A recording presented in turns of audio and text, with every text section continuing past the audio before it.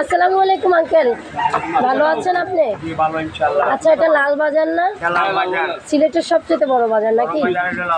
লাল বাজার। এখনকার গরু জবাই দিচ্ছেন নাকি? এখন আধা ঘন্টা হয় গরু জবাই দিচ্ছে। দেখেন গরু জবাই দিয়ে কিন্তু গোছ ঝুলিয়ে রেখেছে। দেখুন এই যে আমি গোছ দেখানোর চেষ্টা করতেছি। কত করে কেজি বিক্রি হয় আঙ্কেল? তোমার রেট 750, 30, 730 বা 750, 50, মানে $3 বেচা কিনে মানে একটু কমে নাই গোছ। দাম কমও না দিবা, 50 থেকে 30 টাকা, 20 টাকা কমলো। 30 টাকা আর 20 টাকা কমলে খেটে খাওয়া মানুষ কি কিনতে পারে? এটা বলেন। এটা বলতে গেলে তো কিছু আমার কথা শোনেন, বর্তমানে গরুর মাংস 90% লোকে খায়।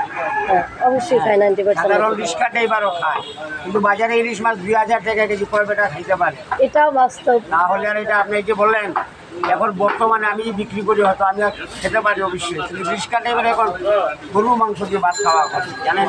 তাই আর এটা অবশ্যই গরুর মাংস এমন একটা দাম না। তাই দাম না। 750 যাক, আপনার কাছ থেকে আমার অভিজ্ঞতা হলো জানার, কোনো যেহেতু আমার জানার তো শেষ থাকতে পারে না। তাই তো অবশ্যই লাল বাজারে চলে আসবেন। এখানে কিন্তু ফ্রেশ গরুর গোশত পাবেন, একদম তাজা। এই যে দোকানটাও কিন্তু আমি আপনাদেরকে দেখাচ্ছি, আপনারা দোকানটা ইচ্ছে করলে খুঁজে পাবেন, একদম ফ্রেশ পাবেন গোশত। তো এখানে চলে আসবেন। আঙ্কেল কিন্তু কেজিতে কমায় রাখেন, আমার নামটা করলে একটু আটটা কমায় রাখেন, ঠিক আছে? যদি বলে যে শিরিন পেজ থেকে আসছে তাহলে ঠিক আছে। তো আমি নামটাও বলে দিয়েছি পেজের, তো আপনারা অবশ্যই এখানে আসবেন।